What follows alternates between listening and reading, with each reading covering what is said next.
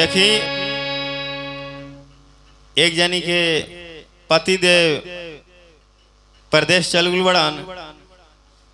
अपना पति देव के पास फोन लगा के का कहत बड़ी उनकर पत्नी आई गीत के माध्यम से रउआ सब सुनी जाए,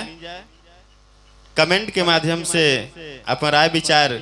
जरूर देहब जाए।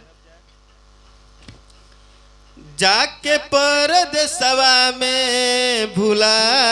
गइल राजा जी, जाके परदेसवा में भुला गइल राजा जी, अखिया के झुलुहा झूला गइल राजा जी, अखिया के झुलुहा झूला गइल राजा जी, जाके परदेसवा में भुला गइल राजा जी, जाके परदेसवा में भुला गइल राजा जी, अखिया के झुलुहा झूला गइल राजा जी, अखिया के झुलुहा झूला गइल राजा जी।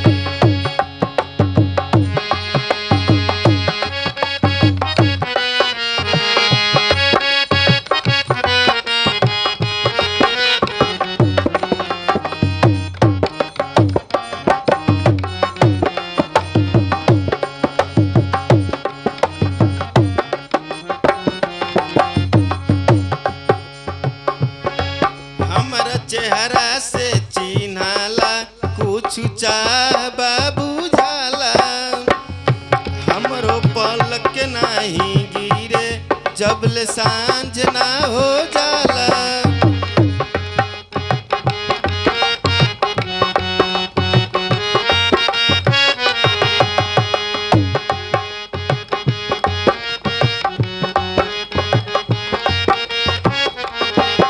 हमरा चेहरा से चिन्हाला कुछ चाहबा बुझाला, हमरो पलक नहीं गिरे जबले सांझ ना हो जाला। मतलब तू बिरही के हो,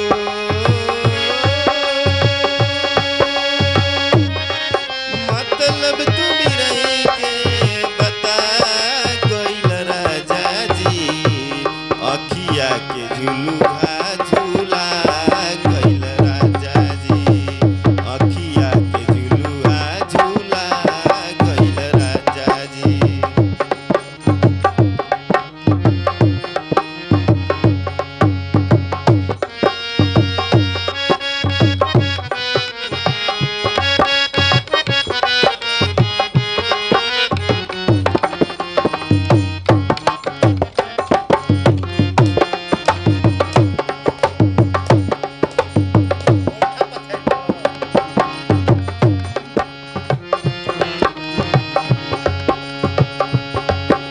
हमरे आँख तोहर निंदिया,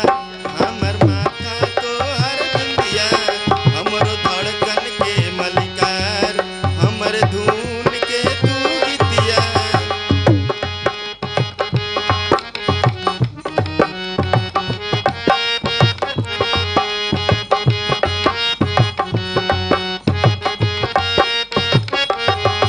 हमरे आँख तोहर निंदिया, हमर माथा तोहर बिंदिया, हमरो धड़कन के मलिकार, हमर धुन के तू गीतिया। पूरा से अधवा हो, पूरा से अधवा बना गइल राजा जी, अखिया के झुलुहा झूला गइल राजा जी, अखिया के झुलुहा झूला गइल राजा जी,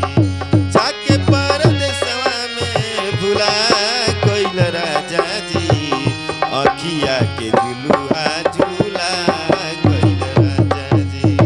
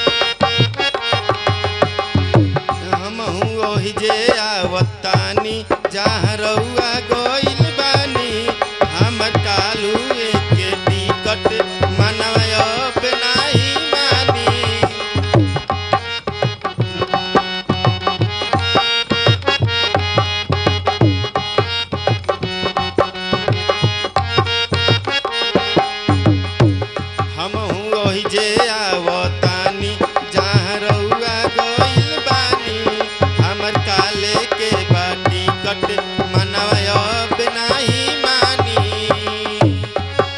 आसरा के चटनी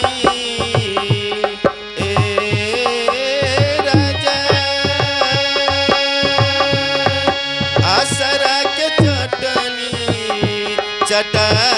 गइल राजा जी अखिया के झुलुहा झूला गइल राजा जी अखिया के झुलुहा झूला गइल राजा जी।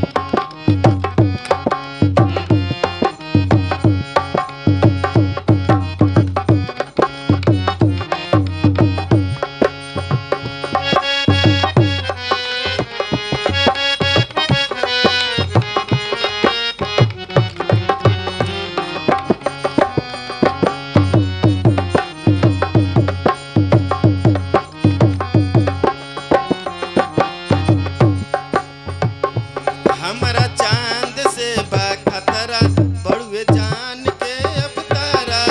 हमसे करे नैन मटाका सूंघी हमरो छुप छुप गजरा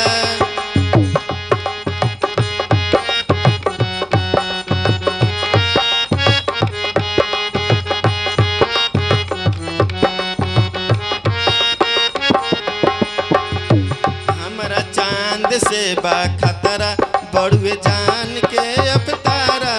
हमसे करे नैन मटाका सूंघी हमरो छुप छुप गजरा ई कैसन फेरा में हो करे जा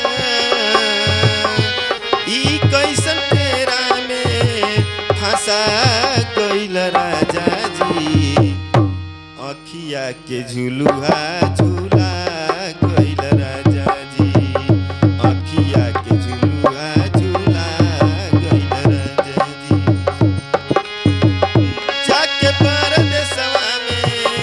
जाके परदेसवा में भुला गइल राजा जी